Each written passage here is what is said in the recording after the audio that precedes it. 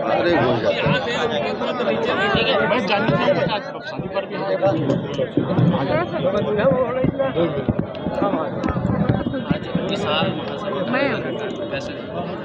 देखिए, मोदी जी का 9 साल का ये जो कार्यक्रम है और जनता के लिए, गरीब आदमी के लिए, आम आदमी के लिए जो हमने 9 वर्षों के अंदर किया है नरेंद्र मोदी जी का, इसलिए हमने कहा कि 9 साल बेमिसाल। और इसके अंदर जो काम हुए, हम अभी 20 तारीख से 30 तक हमारा घर घर संपर्क का कार्यक्रम रहेगा और उस समय आज हमने विकास की तीर्थ योजना, लोगों को प्रत्यक्ष रूप से आभास होना चाहिए कि मोदी जी ने जो काम किया है। आज एक भारतमाला, एक रोड जो हमारा बन रहा है, इसी निर्वाचन क्षेत्र के अंदर 70 किलोमीटर का मार्ग है और उसकी लागत 1700 करोड़ रुपए की लागत से वो मार्ग केवल 70 किलोमीटर बनेगा। तो कहने का आशय ये है कि जब हम बिलासपुर से शुरू करेंगे तो रायगढ़ तक, और रायगढ़ से ये झारखंड तक, और दूसरा आपका आंध्र प्रदेश विशाखापट्टनम, ऐसे पूरे देश भर में कनेक्टिविटी को बढ़ाने की दृष्टि से काम प्रारंभ हुआ है। देश के अंदर भारतमाला का काम प्रारंभ हुआ है। इससे कितने लोगों को भी रोजगार मिलेंगे, आवागमन का साधन सुलभ होगा, ऐसे अनेक विकास के काम। और आज इससे जनसंवाद के माध्यम से हमने जब लोगों से बातचीत किया तो कुछ विकास के काम भी हितग्राहियों से भी मिले, हम शक्ति के अंदर हितग्राहियों से भी मिले। और यहाँ पर जो जनसभा हुई, यहाँ पर लोगों को बताने का प्रयास किया है कि प्रधानमंत्री गांव के गरीब के लिए ये जो हमारा 80 करोड़ लोगों को अनाज देने का फैसला भी हमारे सरकार का एक कमिटमेंट था।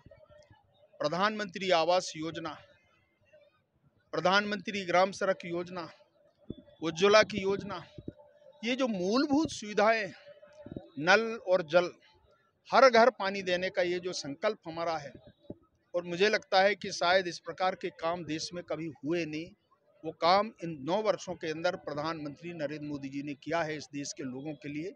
और इसलिए एक अभियान के रूप में भारतीय जनता पार्टी ने लोकसभा क्षेत्रों के अंदर आने वाले वर्षों की दृष्टि से जितना काम हमने किया है वो लोगों तक संदेश के रूप में पहुंचाने का ये जो पूरा अभियान है, ये कार्यक्रम है।